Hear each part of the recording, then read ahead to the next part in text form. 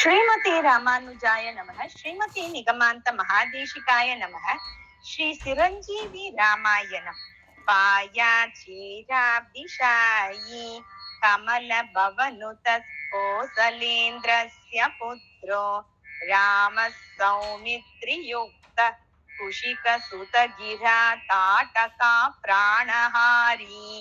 यज्ञं निर्वर्त्य गंगा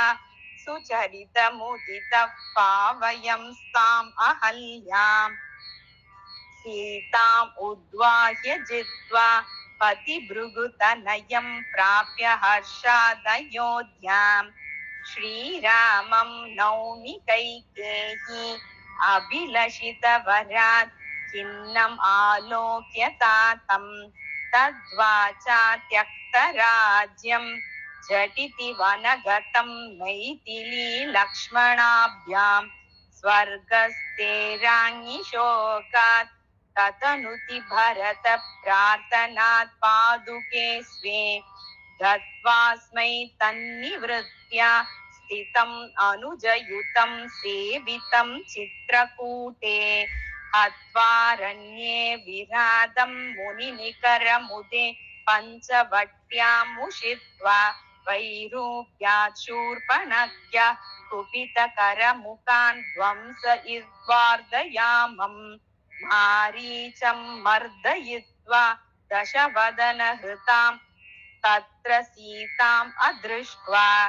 भग्वा क्रुद्धं कबन्धं शबरिवनितया पूजितं राममीढे पम्पातीरे हनुमत्पटुतरवचना दृश्यमूकं च गत्वा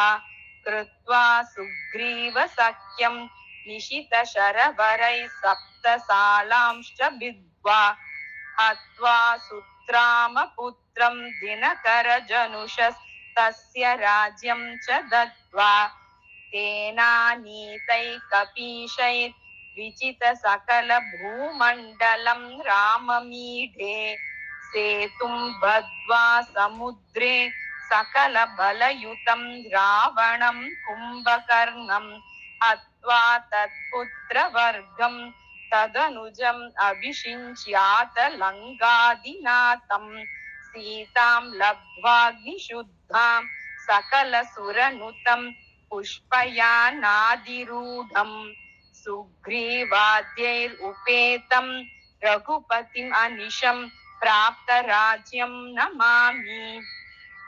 सकृदपि यति रामेति उच्चरन् यस्तु मर्त्यः सकल दुरित संगै संयुतो वापि नूनं न निवसति समातुर्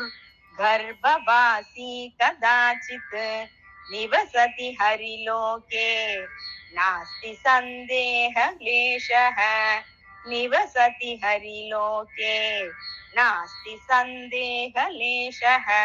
इति श्री चिरंजीवी रामायणं समाप्तम्।